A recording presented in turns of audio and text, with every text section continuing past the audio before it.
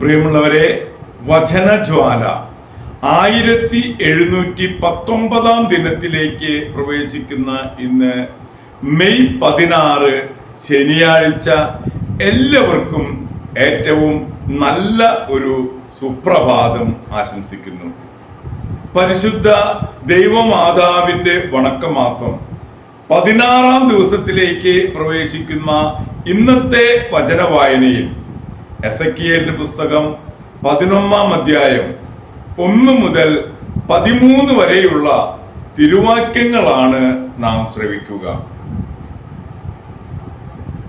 നേതാക്കന്മാർക്ക് ശിക്ഷ.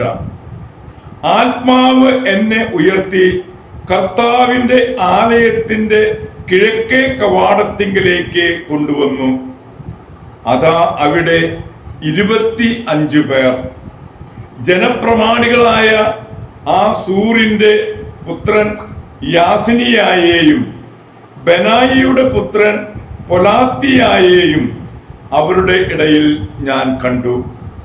അവിടുന്ന് എന്നോട് അരുളി ചെയ്തു, മനുഷ്യപുത്ര, ഇവരാണ് പട്ടണത്തിൽ ദുഷ്കൃത്യങ്ങൾക്ക് കളമൊരുക്കുകയും ദുരുപദേശം നൽകുകയും ചെയ്യുന്നവർ.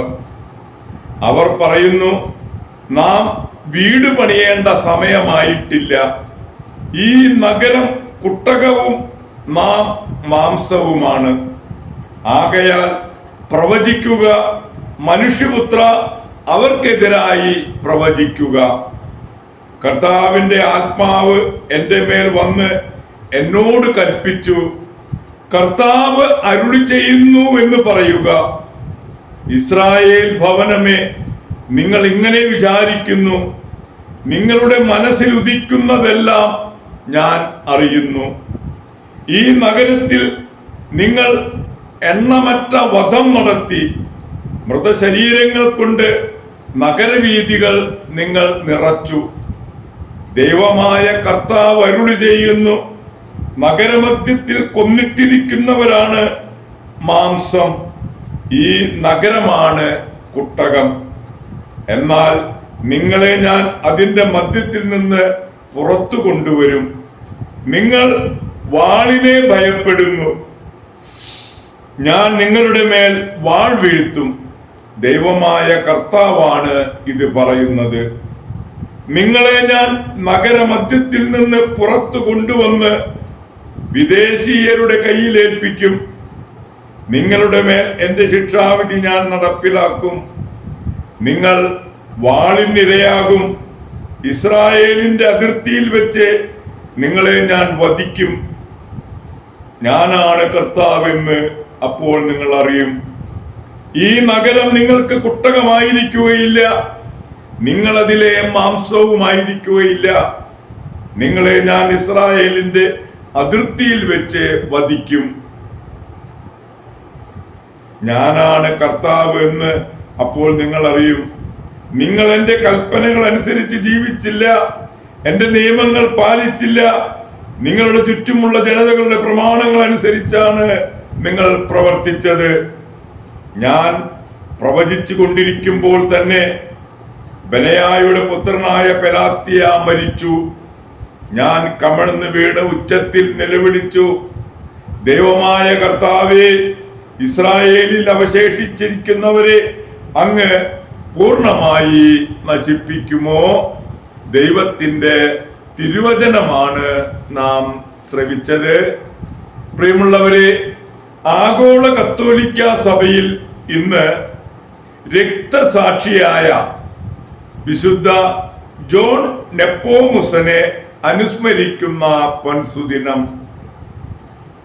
കുംഭസാര രഹസ്യം സൂക്ഷിക്കാൻ വേണ്ടി ജീവൻ ത്യജിച്ച ജോൺ നെപ്പോമുസൻ ജനിച്ചപ്പോഴുള്ള മാരക രോഗത്തിൽ നിന്ന് ദൈവമാതാവിന്റെ സഹായത്താൽ സുഖം പ്രാപിച്ചതിന് കൃതജ്ഞതയായാണ് വൈദികനായത്.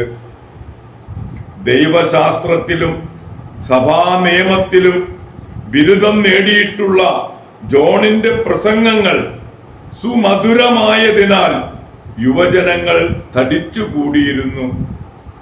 യുവരാജാവായ വെഞ്ചസ്ലാസു മദ്യപാനിയും അലസനുമായിരുന്നു.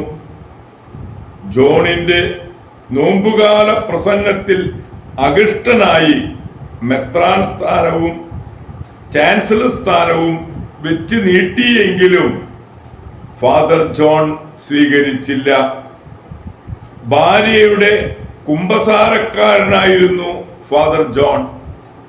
ആ രഹസ്യങ്ങൾ രാജാവ് ആവശ്യപ്പെട്ടെങ്കിലും ഫാദർ ജോൺ അതിന് തയ്യാറാകാത്തതുകൊണ്ട് കൈക്കാലുകൾ ബന്ധിച്ച് പുഴയിലെറിഞ്ഞ് കൊല്ലാൻ കൽപ്പിച്ചു. അങ്ങനെ ഫാദർ ജോൺ രക്തസാക്ഷിത്വ മകുടം ചൂടി. പ്രിയമുള്ളവരെ, ഇന്നു തന്നെയാണ് വിശുദ്ധ സൈമൺ സ്റ്റോക്കിനെ അനുസ്മരിക്കുക.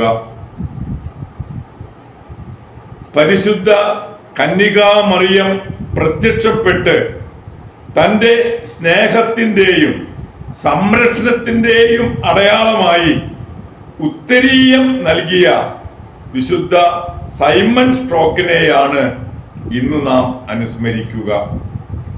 പ്രിയമുള്ളവരെ, ധീര രക്തസാക്ഷിയായ വിശുദ്ധ ജോൺ നെപ്പോമുസന്റെയും വിശുദ്ധ സൈമൺ സ്റ്റോക്കിന്റെയും മാധ്യസ്ഥം യാചിച്ച് ഇന്നത്തെ ഈ നല്ല ദിവസത്തിലേക്ക് നമുക്ക് പ്രവേശിക്കാം. എല്ലാവർക്കും നല്ല ഒരു ശനിയാഴ്ച ദിവസം ആശംസിക്കുന്നു. ദൈവം നമ്മെ ഓരോരുത്തരെയും സമൃദ്ധമായി അനുഗ്രഹിക്കട്ടെ.